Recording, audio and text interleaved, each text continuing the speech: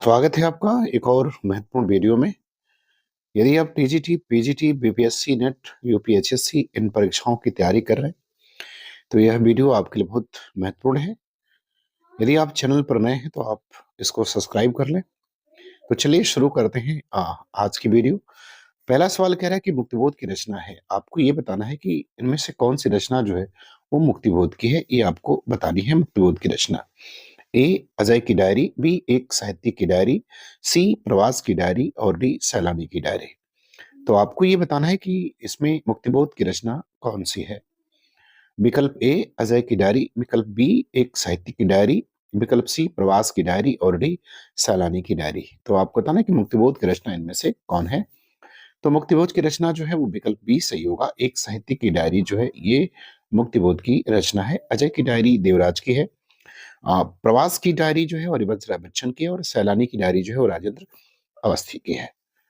अब देखते हैं सवाल नंबर दूसरा। दूसरा कह रहा है कि प्रकाशन वर्ष के अनुसार निम्नलिखित ग्रंथों का सही अनुक्रम क्या है। तो आपको एक सही अनुक्रम लगाना है। ए आंखों देखा पाकिस्तान, बी चिड़ों पर चांदनी, सी नए चीन में 10 दिन और डी पैरों में पंख बांधकर। अब नीचे विकल्प दिया है, इसको आपको क्रम से जो है वो सही करना है। ए कह रहा है C D A B, B कह रहा है बी सी डी ए, सी कह रहा है डी बी सी ए और डी कह रहा है ए बी सी डी। तो आपको इनके प्रकाशन वर्ष के अनुसार जो है इसको सही क्रम में आपको लगाना है। तो यदि हम आंखों देखा पाकिस्तान देखें तो ये कमलेश्वर का है। इसका प्रकाशन 2006 में हुआ है। चिड़ों पर चांदनी 1964 में निर्मल वर्मा का है। नए चीन में 10 दिन ये गिरधर राठी का है 1996 में। और पैरों में पंख बांधकर ये बेनीपुरी जी का है 1952 में। तो अगर इस हिसाब से क्रम अगर इसको हम लगाएं तो इसका क्रम हो जाएगा विकल्प सी जो है वो क्रम के अनुसार वो सही हो जाएगा। प्रकाशन वर्ष के अनुसार सी सही हो जाएगा। इसका विकल्प डी पहले आएगा। पैरों में पंख बांधकर 1952 में, बी चीणों पर चांदनी 1964 में, ए आंखों देखा पाकिस्तान 2006 में और नए चीन में 10 दिन जो है 1996 में। तो ए विकल्प जो है वो सबसे लास्ट में आएगा क्योंकि इसका प्रकाशन जो है 2006 में हुआ है। नए चीन में 10 दिन इसका प्रकाशन 1996 में हुआ है। क्षीणों पर चांदनी का जो है वो 64 में और बेनीपुरी का जो पैरों में पंख बांधकर 1952 में है। तो दूसरे का विकल्प सी जो है वो आपका आंसर सही हो जाएगा। अब बात करेंगे सवाल नंबर तीसरे की। तीसरे में कह रहे हैं कि निम्नलिखित में से कौन सी कृतियां आत्मकथा नहीं है। तो आपको ये बताना है कि इनमें से कौन सी कृति जो है वो आत्मकथा नहीं है। ए एक कहानी है, बी बाणभट्ट की आत्मकथा, सी अन्या से अनन्या और डी शेखर एक जीवनी। तो आपको बताना है कि कौन सी कृति जो है इसमें आत्मकथा नहीं है। ए कह रहा है केवल ए और बी कह रहा है बी और सी कह रहा है सी और डी कह रहा है केवल बी और डी। तो आप बताना कि कौन सी कृतियां जो है इनमें आत्मकथा नहीं है। तो अगर देखा जाए तो एक कहानी अभी ये आत्मकथा है।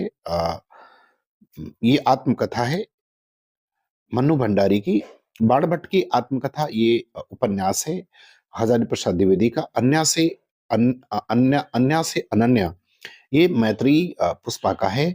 ये भी आत्मकथा है। शेखर एक जीवनी ये उपन्यास है। तो इसका विकल्प ए और सी जो है दोनों आत्मकथा है। बी और डी जो है वो आत्मकथा नहीं है। तो इस हिसाब से इसका उत्तर जो है वो आपका सही हो जाएगा। कौन सा? तो डी वाला उत्तर सही हो जाएगा। केवल बी और डी ये दोनों उपन्यास हैं। बाकी ए और सी जो है ये दोनों आपके आत्मकथाएं हैं। चले आगे देखते हैं सवाल नंबर चौथे में कह रहा है कि संस्मरण की पुस्तकें हैं। आपको बताना है कि इनमें से कौन सी पुस्तकें जो है वो संस्मरण की पुस्तकें हैं। चौथे का बताना है नंगा तलाई का गांव, ऋणजल धनजल, सी कह रहा है आगे दिन पाछे गए और बी कह रहा है वे लड़ेंगे 1000 साल। तो आपको बताना कि इनमें से कौन सी रचनाएं जो है वो संस्मरण की पुस्तकें हैं। विकल्प में ए कह रहा है केवल ए और बी कह रहा है केवल बी और सी, डी कह रहा है केवल ए और सी और डी कह रहा है केवल सी और डी। तो आपको ये बताना है कि कौन सी इसमें जो है संस्मरण की पुस्तकें हैं। ये आपको चौथे का उत्तर जो है वो देना है। तो चौथे का उत्तर क्या हो जाएगा?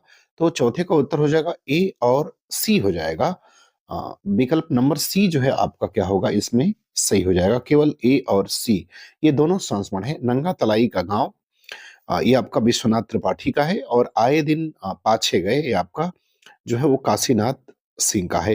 तो ये आपका सही हो जाएगा। आ, वे लड़ेंगे हजार साल ये शिवसागर मिश्र का, और ऋणजल धनजल जो है रेणु का, ये दोनों जो है रिपोर्टाज हैं। तो विकल्प सी जो है चौथे का उत्तर सही हो जाएगा। अब बात करेंगे सवाल नंबर पांचवें की। पांचवें में करें कि भूतही पारिवारिक पृष्ठभूमि किस आत्मकथा का प्रथम अध्याय है। तो आपको बताना कि किस आत्मकथा का प्रथम अध्याय है। ए कह रहा है जूठन, बी मुर्दहिया, सी अपने अपने पिंजरे, और डी मेरी पत्नी और भेड़िया। तो आपको ये बताना है कि किस आत्मकथा का जो है वो प्रथम अध्याय भूतही पारिवारिक पृष्ठभूमि है। तो इसका उत्तर क्या होगा? इसका उत्तर आपका सही हो जाएगा विकल्प बी, ये मुर्दहिया है, जो कि तुलसीराम के द्वारा लिखी है। जूठन ओम प्रकाश वाल्मीकि की रचना है, और अपने अपनी पिजर जो है वो नैमिषारण्य की रचना है, और मेरी पत्नी और भेड़िया जो है डॉक्टर धर्मवीर की रचना है।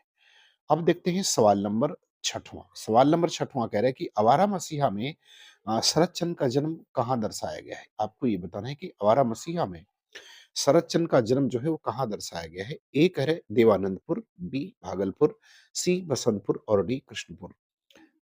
तो आपको बताना है कि आवारा मसीहा में शरत चंद्र का जन्म स्थान जो है वो कहाँ दर्शाया गया है। देवानंदपुर, भागलपुर, बसंतपुर, या कृष्णपुर जो है वो दर्शाया गया है।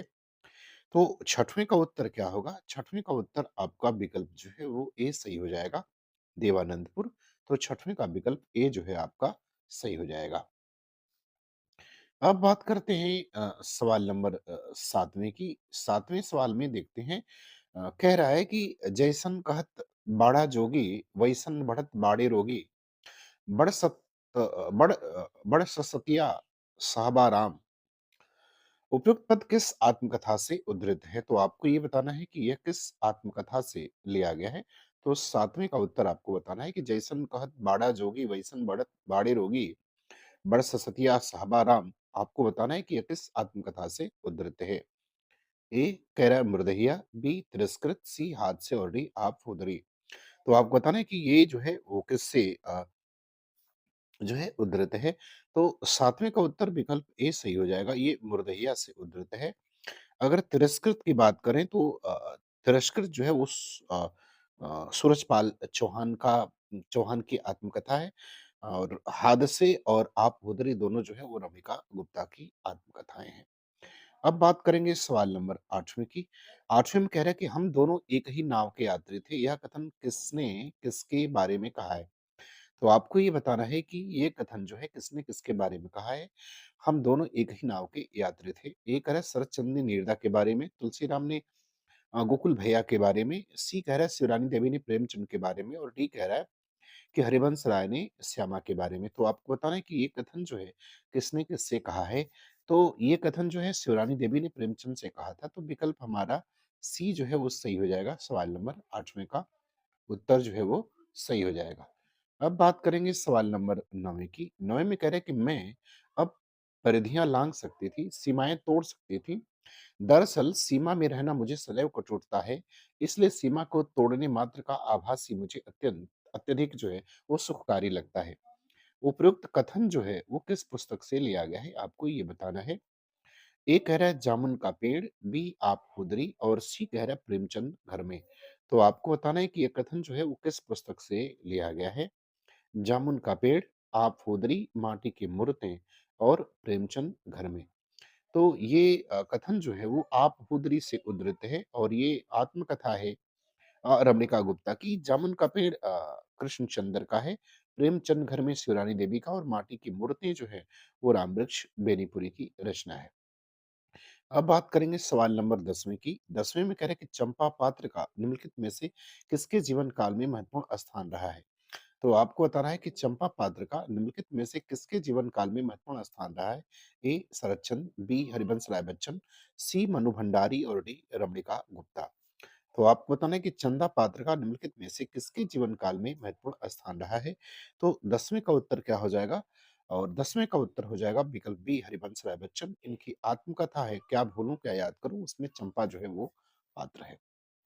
चलिए बात करते हैं सवाल नंबर 11 की। सवाल नंबर 11 में क्या कह रहा है?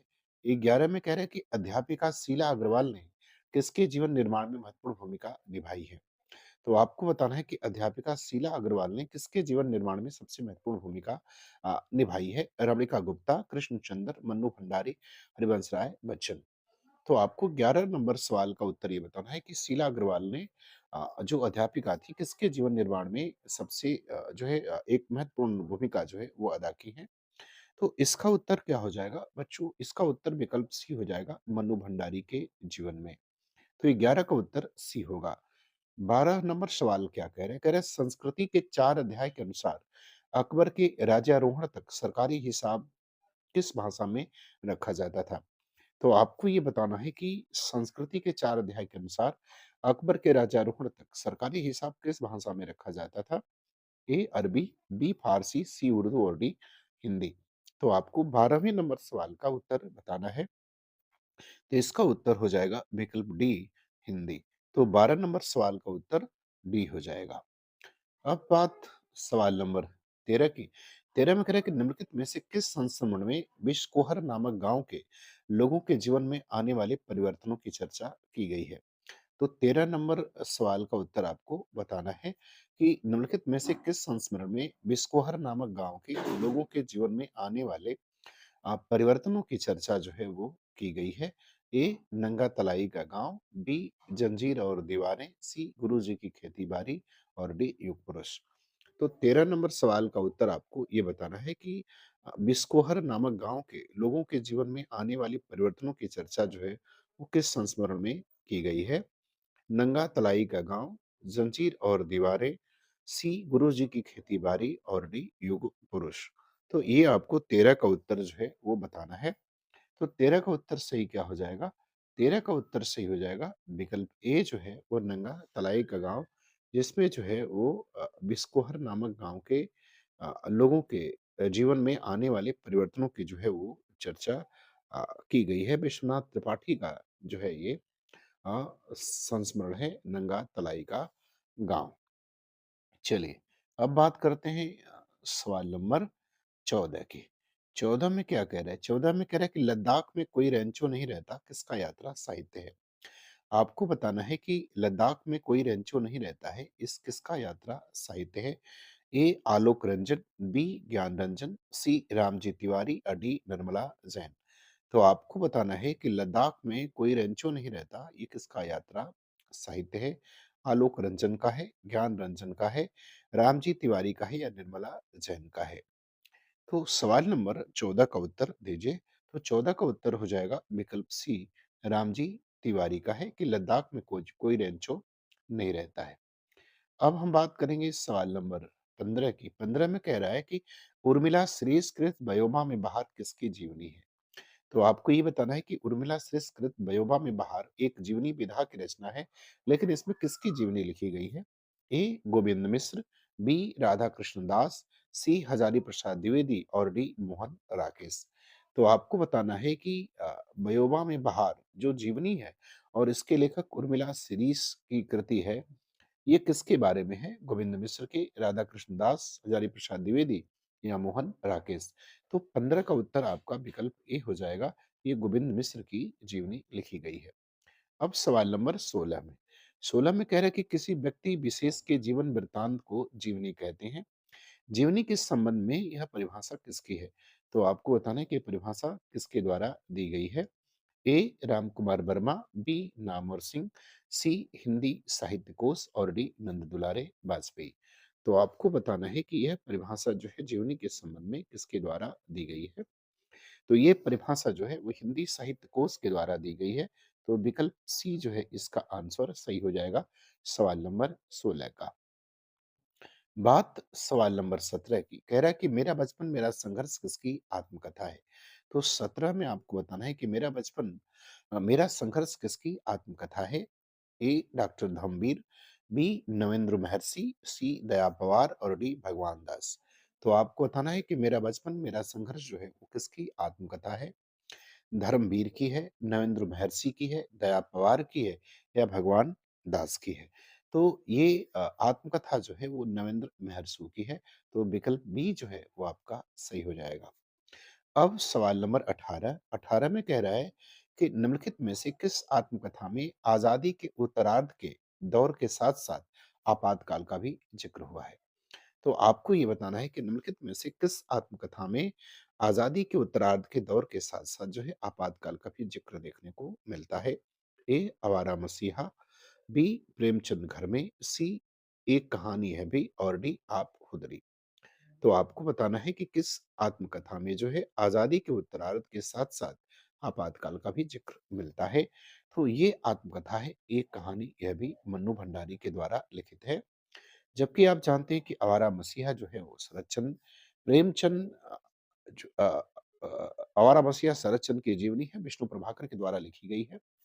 प्रेमचंद घर में शिवरानी देवी आप खुदरी रमणिका गुप्ता की जो है वो आत्मकथा है। चलिए, बात करते हैं सवाल नंबर 19 की। 19 में कह रहा है कि माटी की मूर्तें रेखा चित्र में कितने संस्मरण संकलित हैं? तो आपको बताना है कि माटी की मूर्ति रेखा चित्र में कितने संस्मरण संकलित हैं? ए 10, बी कह रहा है 20, सी 11 और डी 12। तो 19 का उत्तर आपको देना है कि माटी की मूर्तें जो है वो रेखा चित्र में कितने संस्मरण संकलित हैं? 10 हैं, 20 हैं, 11 हैं या 12 हैं। तो इसका उत्तर हो जाएगा विकल्प सी, कुल 11 संस्मरण है। और सवाल नंबर 20वां करें कि चेखव एक इंटरव्यू किसकी रचना है? आपको बताना है कि चेखव एक इंटरव्यू ये किसकी रचना है? रणवीर रांगरा, पदम सिंह शर्मा कमलेश, राजेंद्र यादव और प्रभाकर माचवे। तो 20वें का उत्तर आपको देना है कि चेखव एक इंटरव्यू जो है वो किसकी रचना है? तो चेखव एक इंटरव्यू जो है वो राजेंद्र यादव की रचना है। तो विकल्प सी जो है वो आपका आंसर सही हो जाएगा। तो मुझे उम्मीद है कि ये वीडियो आपको अच्छी लगी होगी। पूरा वीडियो देखने के लिए धन्यवाद।